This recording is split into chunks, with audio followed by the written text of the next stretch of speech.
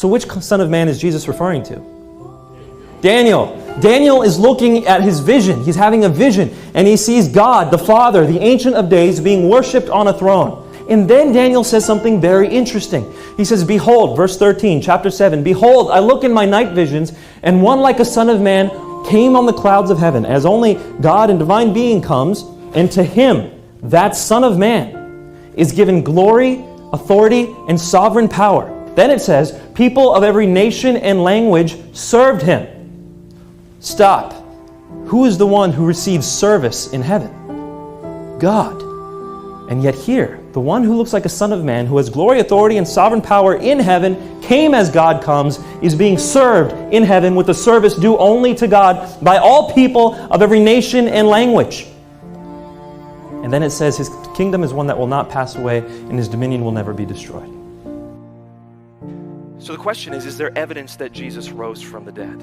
Again, if some people want to ask questions about this, or if it wants to come up in the Q&A, then we can discuss it a little bit more. But as I investigated the evidence surrounding Jesus' death, I came to the conclusion that the evidence pointed uniformly to the fact that Jesus rose from the dead. Now there's something very profound in that, because as a Muslim, the Quran doesn't even let you believe that Jesus died on the cross. The Quran says in Surah An-Nisa, which is chapter 4, verse 157, وَمَا قَتَلُوهُ وَمَا صَلَبُوهُ وَلَكِنْ شُبِّهَ لَهُمْ. He was not killed, nor was he crucified, but so it appeared to them. So the Quran denies that Jesus was killed by crucifixion. So we have to make sure when we read John 17, which you referred to, that we also read John 14, where in John 14, Jesus says, when I am gone, whatever you pray in my name, I will hear it and I will do it for you.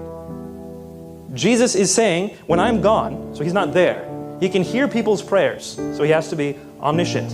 And I will do it for you, omnipotent. Right there, same discourse. We can't divorce the two. It's the same discussion.